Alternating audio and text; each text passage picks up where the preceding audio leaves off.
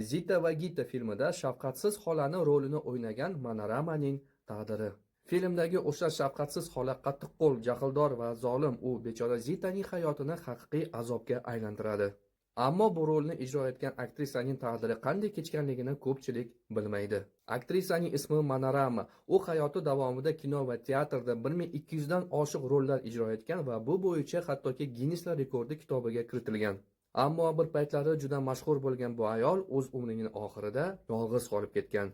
Aktrisa 1926-yil 16-avgustda tug'ilgan va eng qizig'i tug'ilgan paytidayoq kinolarda chaqaloq obrazida suratga tushgan. 1941-yil u Manorama taxallusini oladi va eng mashhur va eng yaxshi haq to'lanadigan aktrisaga aylanadi. Aktrisaning eng mashhur roli Zita va Gita filmida jahldor xola obrazi.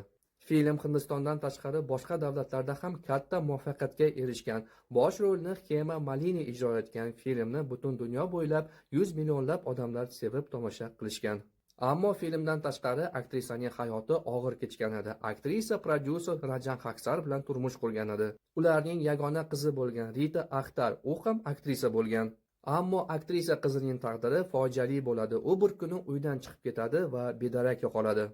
Manorama va uning turmush o'rtog'i yolg'iz farzandini topish uchun ancha kuch va mablag' sarflashadi. Ular hattoki shaxsiy izquvarni yollashadi, ammo qilingan xatti-harakatlarga qaramasdan ularning farzandi topilmaydi. Keyinchalik aktrisaning turmush o'rtog'i vafot etadi va bu aktrisaning hayotini yanada og'irlashtirib qo'yadi.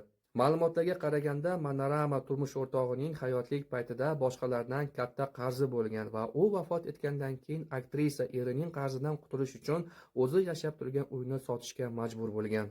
Natijada bir paytlari mashhur bo'lgan aktrisa boshpanasiz qolib ketadi va ba'zida ko'chalarda tunashga to'g'ri kelgan. 2005-yilda taqdir unga yana bitta imkoniyat beradi va u tarixiy bir dramada rol o'ynaydi.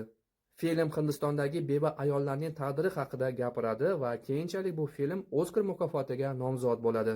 Bu rol uchun aktrisaga pul emas, balki kichik uy sovg'a qilishadi va aktrisa umrining so'nggi kunlarini ushbu uyda o'tkazadi. Ammo tinch hayot uzoq davom etmaydi. 2007-yilda aktrisa insultga chalinadi va nutqini yo'qotib qo'yadi va keyinchalik yana og'irroq insultga chalinadi va butunlay falaj bo'lib qoladi. Aktrisa 2008-yil 15-fevralda Mumbaydagi shifoxonada hayotdan ko'z yumadi. Eng achinarlisi bilasizmi nimada? Bir paytlari millionlab odamlar tanigan aktrisani dafn marosimiga atigi 4 kishi keladi. Kino olamidan uni so'nggi manzilga kuzatishga esa deyarli hech kim kelmagan.